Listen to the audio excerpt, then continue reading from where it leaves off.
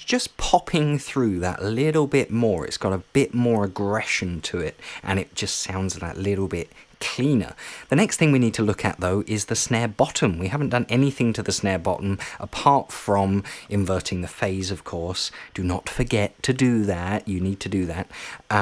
So what we're going to do here is we love the snare bottom for all of that sizzly snare sound. That's why we have the snare bottom. So we're going to use our emulation EQ again, and we're going to bring up, we're going to select 10K again, a 10K boost, a shelf boost here, and we're boosting at a value of 3.5 dB. We've got the analog again on for that saturation, and we've got the keep gain on here as well to make sure that we're level matching. So let's listen to that.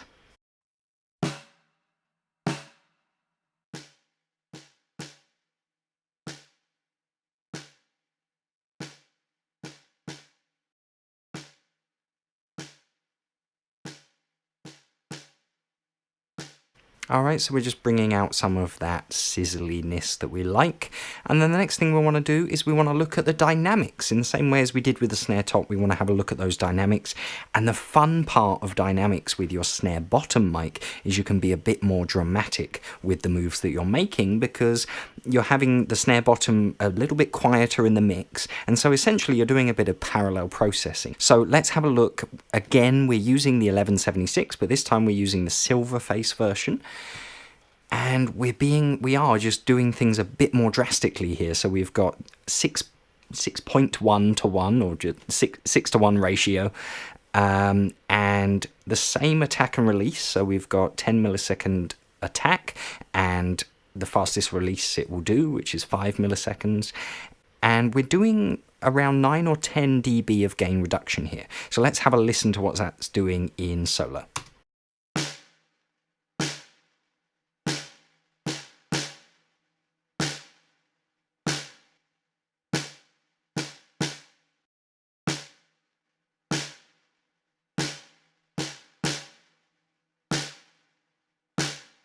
So what I want you to listen to is the tailing off. Rather than the initial attack, now I want you to listen to the tailing off of that snare drum sound, so you can really notice what the compressor is doing here.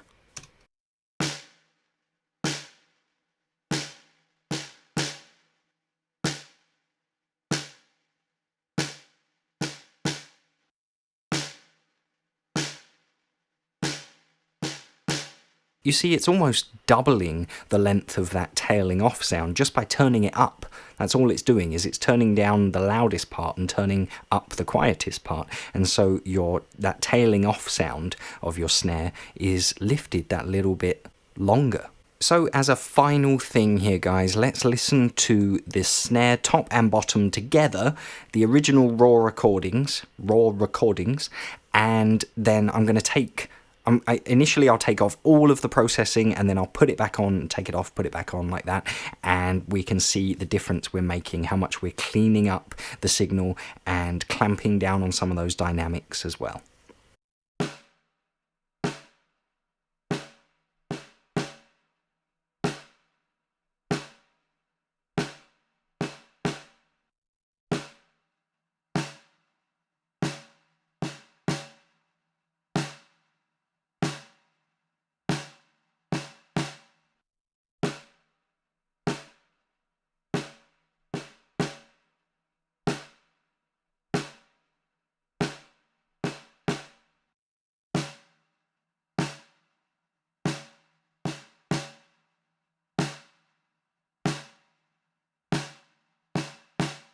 Whoa, it just sounds so lame, doesn't it? When you take off that processing, you realize how much of a difference you've actually made. It sounds so lame when you take it off and it's just a raw recording. So that's the difference, is that all of these little moves are making. You make these little moves. You don't need to do anything too crazy. Just little moves, a few dB here and there. And when you put it all together, it makes this drastic difference. We're going to be looking at snare processing and snare recording a lot more in the future. We're going to be doing a whole series on all the different sound designs you can do with your snare drum recordings, but that's all in the future. This is the your initial cleaning up process for your raw snare drum tracks. Alright, before you go, guys, I do have a little gift for you.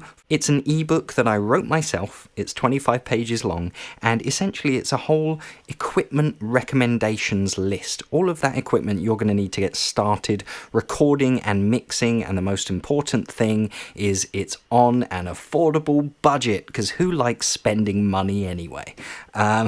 So it's absolutely free from me to you. It's got all of my recommendations. It's got the equipment that I started recording and mixing on. It's even got a chart at the back of the book that you can use to keep track of your spending and all of that stuff. So there's a link below this video. Click on that and you basically tell me where you want me to send it, and I'll send it straight over to you just for you to enjoy. Make some awesome recordings, guys. I hope this video helped, and I look forward to hearing your compositions and that. Feel free to send them over. I love hearing your work. So audiotutorcontact@gmail.com. Send them over. I'd love to hear them. For now, guys, my name's Tim from Audio Tutor. Ciao.